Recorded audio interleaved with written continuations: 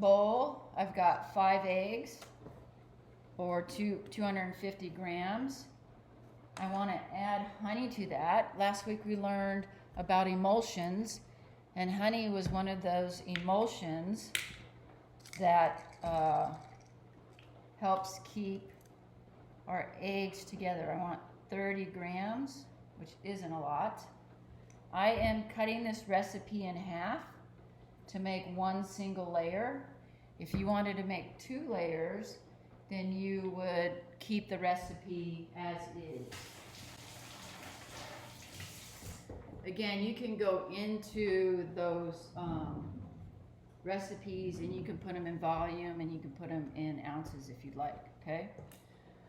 Make sure your eggs are room temperature. Okay, I pulled these eggs out at 7 o'clock this morning, so that's 3 hours. And I'm going to make sure that that honey is off the bottom.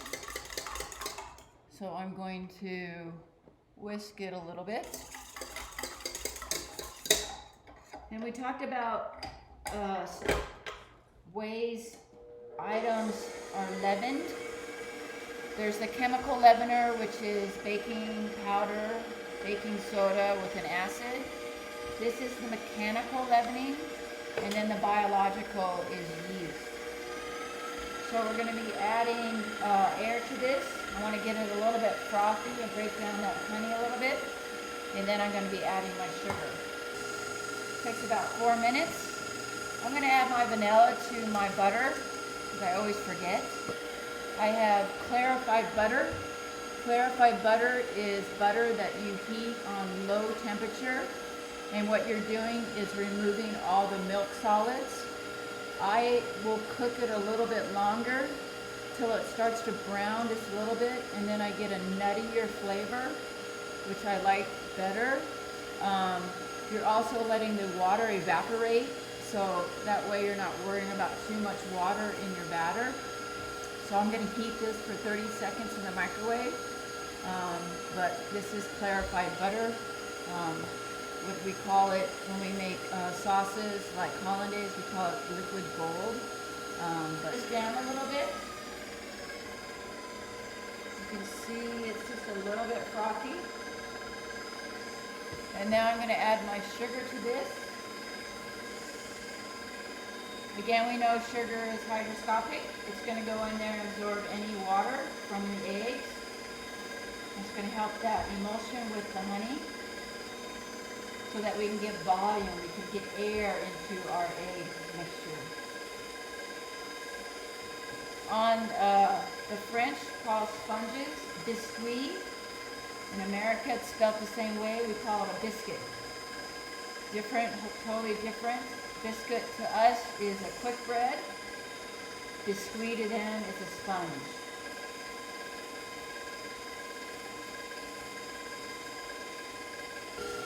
I want to sift my flour. I'm using AP flour. I save this bowl. Again, we learned sifting helps with getting any lumps out, aerating our flour so that it'll fold in better. Take this up even higher. My oven is on 320. You can see how it's getting lighter. Now I want to prepare my pan. So we're going to put some butter on the sides and some flour. If you just did spray, the chances of it growing up the sides of the cake might decrease. It might want to slide down, and what happens is your cake might want to go inside. So I use, and then sometimes what we did, we never buttered the sides. We just buttered the bottom, and then just like angel food cake, the cake would roll up the sides of the pan because it would attach itself to the pan.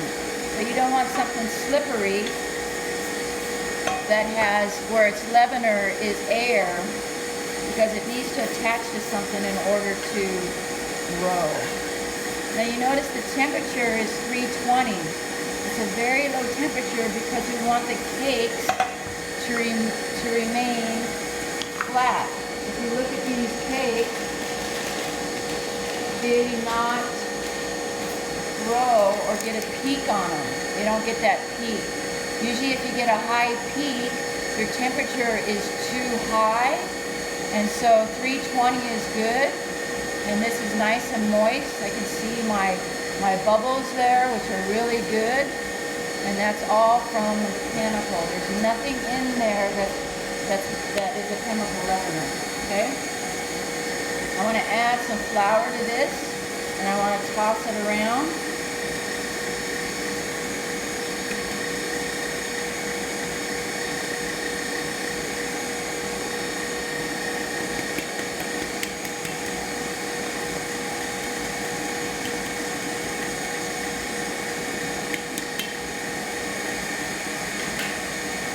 And then there's your pan that's ready to go.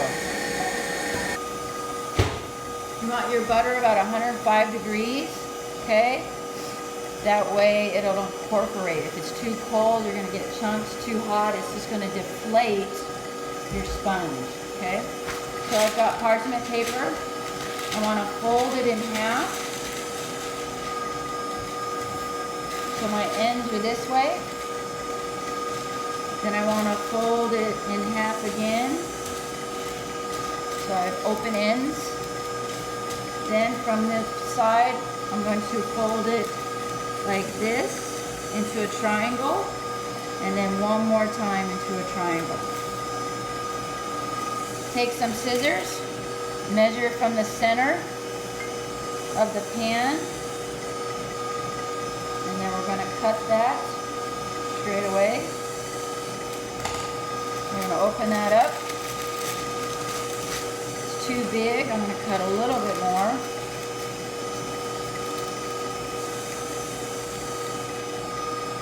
You don't want it too big because what happens is that paper will stick to the side. You won't have a round cake. So there's my nice round. Perfect. So my pan is ready to go. Ribbon stage. Oh, look at that. Nice. I still get excited about baking. I want to take some of this batter. Before I forget my vanilla, I'm going to add it to my butter. I'm going to take some of this batter and pour it. I'm going to pour it.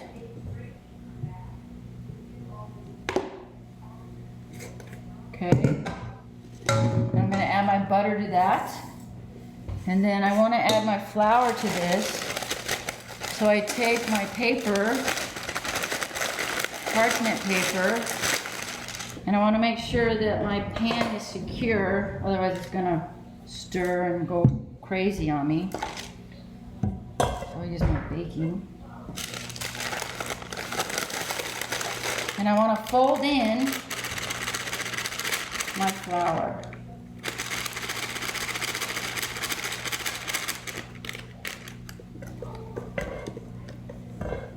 Folding instead of, you don't want to knock out the air. You spend all that time whipping that. Imagine in the olden days they used to whip this by hand. So you don't want to deflate your sponge.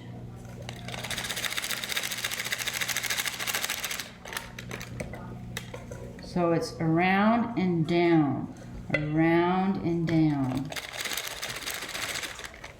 It's a lot easier with two people, especially when you have the big bowls. It's always two people. Your hand is in there going around. Using just a scraper, folding with your hand, not a spatula. Again, the flour is what gives it structure. The eggs give it structure and helps in the browning. The sugar is flavor and tenderness. The butter is tenderness. And with the nutty and the vanilla, there's also flavor.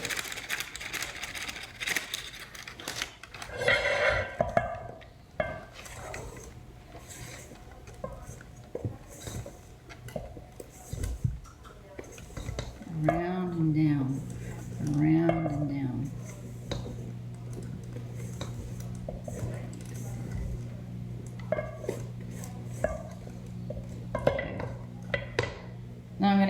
butter to this small part here.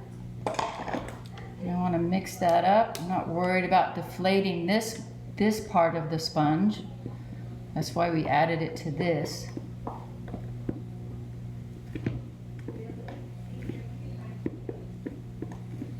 And then I want to fold this in to this batter.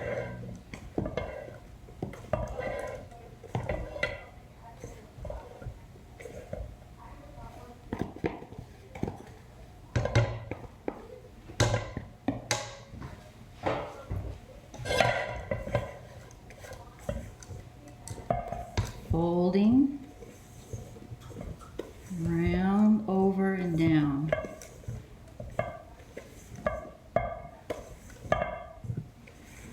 I smell the nuttiness from that butter. I love that flavor.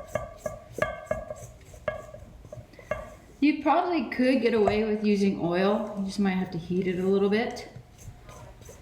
Or you could use regular butter melted down. So now I want to add all of this.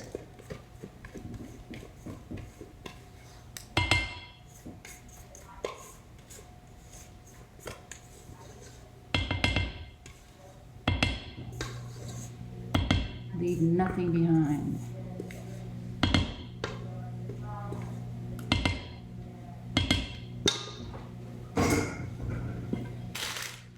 All right, in the oven, 25 minutes.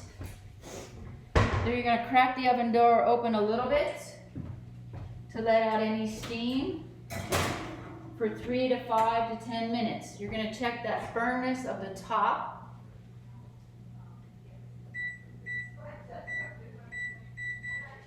Of the cake, okay? It needs to be firm in the center. You can also use a skewer, but it should be firm to touch.